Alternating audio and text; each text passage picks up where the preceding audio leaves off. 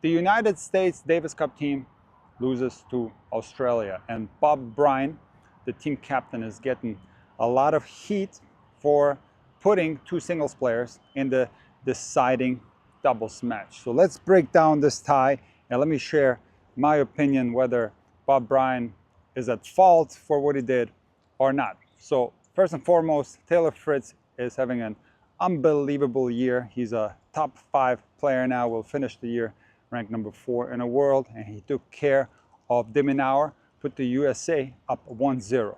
Now, Bob Bryan decided to put Ben Shelton into the singles. Ben Shelton is ranked 21 in the world, and Tommy Paul, who's ranked 12 in the world, was sitting on the bench. Now, the United States Davis Cup team has the luxury of having an absolute stacked team and having this tough choice between Shelton and Paul. Both are unbelievable players with tremendous amount of potential, and both have played pretty well in the indoor season. Tommy Paul won the Stockholm tournament and Ben Shelton was in the final of Basel. So I understand that Bob Bryan picked Ben Shelton, but in my opinion, you have to reward ranking because Tommy Paul is ranked 12th, Ben Shelton is ranked 21. There are 9 spots difference, and I feel that you should reward the performances throughout the whole year with a singles bid at the Davis Cup, despite Ben Shelton obviously being a great talent and highly capable of beating a lot of players on a fast indoor surface. Now, Ben Shelton could have clinched the tie and secured the win for the United States, but it didn't happen. He lost a super tight match to Kokinakis. Now, the USA has the luxury of having 2 doubles specialists, Krajicek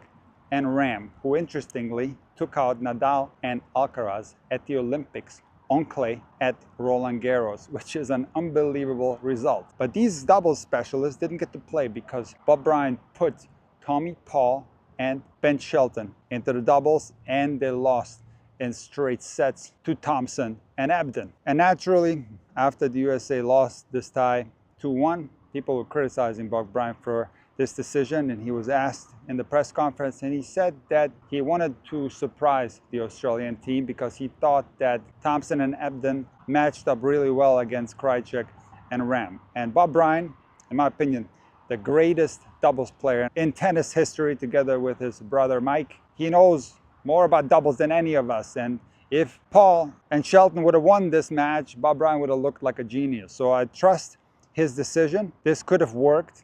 The surprise factor could have confused Thompson and Ebden, no doubt about it. But I also do think that when it comes to Davis Cup, this is the only competition where doubles specialists truly get to shine. And if you watch my Nadal tribute, I talked about Wesley Kohlhoff, who was the best man on the court, and Alcaraz was on the court playing against him. So in Davis Cup, this is where double specialists get to demonstrate their skills. Because let me tell you something, doubles is different from singles. I'm going to give you a scenario now that I want you to think about. Let's say that Sinner and Alcaraz, the best 2 players in the world. I know Alcaraz is ranked number 3 behind Zverev, but Sinner and Alcaraz, in my opinion, are the best players in the world. And let's say that they teamed up together and played doubles.